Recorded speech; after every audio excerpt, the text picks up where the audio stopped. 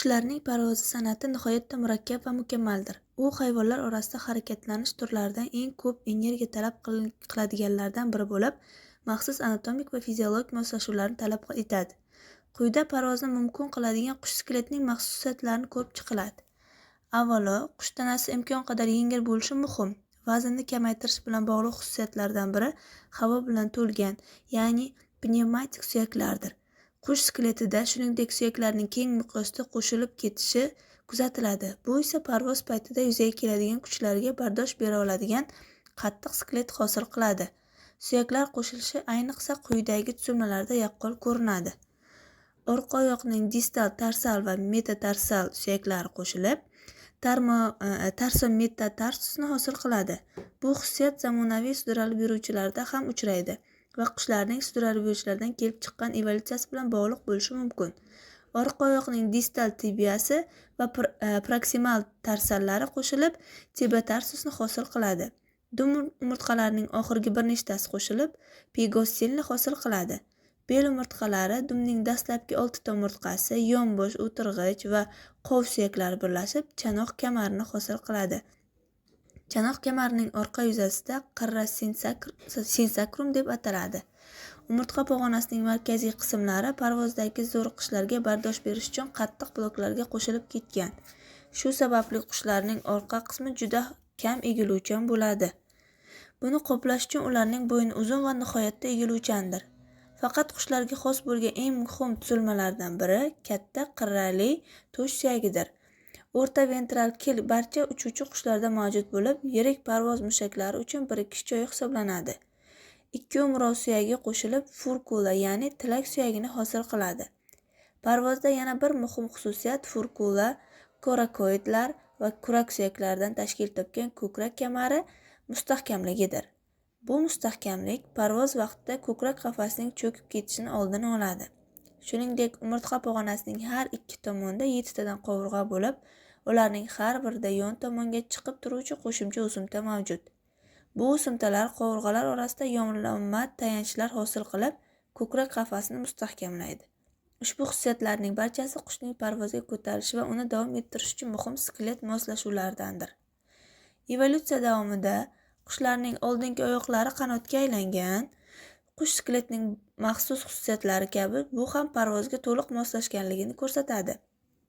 Ko'krak kamari qanotning bo'g'im hosil qiladigan joyidir.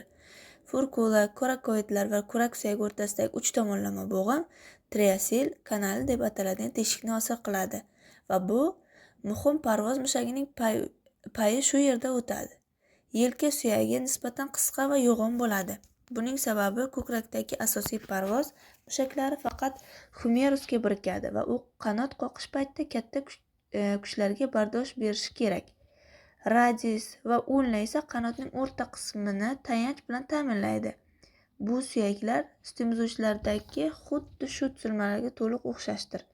Qanotning distal qismidagi ko'p suyaklar mustahkamlikni oshirish uchun kuchli darajada qo'shilib va o'zgartirilgan. Bilak, karpal va metakarpal suyaklari qo'shilib karpometakarpusni hosil qiladi. Qush panjasi atik 3 ta barmoqdan iborat bo'lib, ularning birinchisi pollux yoki bosh barmoq allola patlarini tutib turadi. Uchuvchi barcha qushlarda ko'krak mushaklari tananing eng katta qismini egallaydi va umumiy tana massasining qariyb 3/1 qismini tashkil qiladi.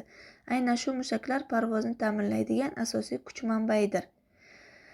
Suprachoroid mushagi to'sh suyagi kilidan boshlanib triasil kanali orqali o'tadi va humerusning orqa yuzasida birikadi.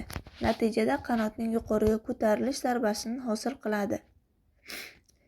Pectoralis mushagi ham to'sh suyagi kilidan boshlanib humerusning pastki yuzasidan birikadi va qanotning pastga tushish zarbasini hosil qiladi. U uchuvchi qushlardagi eng yirik mushak bo'lib, ko'tarilish va oldinga harakatlanish uchun eng katta kuch aynan shu mushak orqali hosil qilinadi. Qanotga ta'sir qiluvchi yelka mushaklari bir nechtadir. Ularga deltoidus, coracobrachydus, latissimus dorsi va teres major mushaklari kiradi. Qanot suyaklari keng darajada qo'shilib ketgan va qisqargan bo'lishiga qaramay, qanot mushaklari son jihatdan ko'p va tuzilishi murakkabdir. Qo'l va bilak mushaklari asosan qanot qoqish parvozi paytida bo'g'imlarning barqarorlashtiruvchi va qanot shaklini o'zgartiruvchi vazifasini bajaradi. Brachium, ya'ni qanotning yuqori qismi mushaklariga biceps brachi, triceps brachi va patagilas longus mushaklari kiradi. Old qanotning pastki qismidagi mushaklar quyidagilardan iborat: pronator longus, pronator brevis, extensor carpi obliquus, flexor carpi radialis va flexor carpi ulnaris. Old qanotning yuqori qismidagi mushaklarda esa extensor carpi radialis, extensor digidorum communis, extensor carpi ulnaris va ulnaris lateralis mushaklari kiradi. Interosus ventralis panjada joylashgan kichik mushak bo'lib, u barmoqlarni bo'kish vazifasini bajaradi. Qanot skeleti va mushaklarning ana shunday moslashuvlari qushlarga xos ajraltiruvchi belgilar bo'lib, qushlar parvozi jarayonida nihoyatda muhim ahamiyatga ega.